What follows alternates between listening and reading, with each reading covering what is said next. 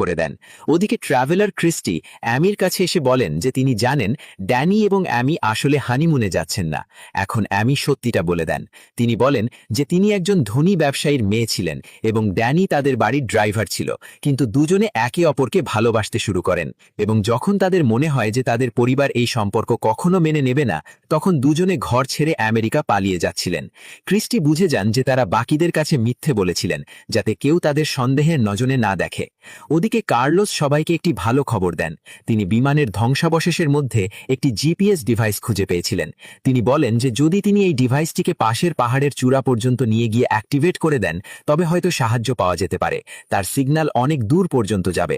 সেই সঙ্গে কার্লোস বলেন যে ডিভাইসটি যতটা খারাপ হয়েছে তিনি এটি পরের দিন পর্যন্ত ঠিক করে দেবেন।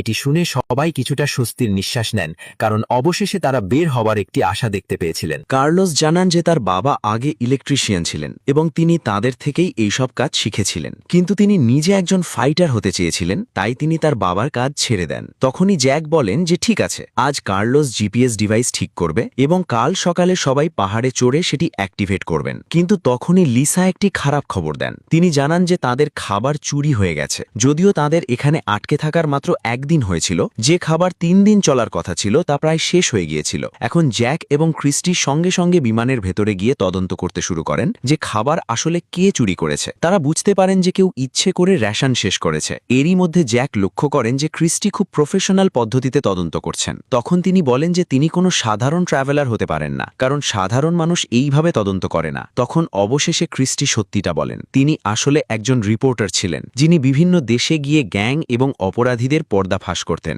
এই কারণেই তিনি নিজের সম্পর্কে মিথ্যে বলেছিলেন, যাতে যদি যাত্রীদের মধ্যে কোনো অপরাধী থাকে তবে সে যেন তার ওপর হামলা না করে। মানে সেখানে উপস্থিত প্রত্যেক মানুষ নিজের অতীত সম্পর্কে কিছু না কিছু লুকাচ্ছিল। এখন যেহেতু তাদের কাছে খাবার এবং জলের অভাব দেখা দিয়েছিল, তাই কার্লোসকে জিপিএস ডিভাইস ঠিক করার জন্য রেখে বাকি সবাই জঙ্গলে খাবার এবং জলের সন্ধানে বেরিয়ে পড়েন। চলতে চলতে তারা পথে নীল রঙের কিছু মাশরুম দেখতে পান। ক্রিস্টি নিজের রিপোর্টিং অভিজ্ঞতা থেকে সঙ্গে সঙ্গে বুঝে যান যে এগুলি বিষাক্ত মাশরুম এবং এগুলি খেলে কয়েক ঘন্টার মধ্যে মানুষের মৃত্যু হতে পারে। তিনি সবাইকে সতর্ক করে দেন যে কেউ যেন ভুল করেও এগুলিতে হাত না দেন। সেই সঙ্গে তিনি এটাও জানান যে এমন মাশরুম সাধারণত ভেজা জায়গায় জন্মায়, মানে আশেপাশে কোথাও জলের বড় উৎস নিশ্চয়ই থাকবে। কিছুটা এগোতেই তারা সত্যি একটি পুকুর পেয়ে যান, কিন্তু সেখানকার জল পরিষ্কার ছিল না।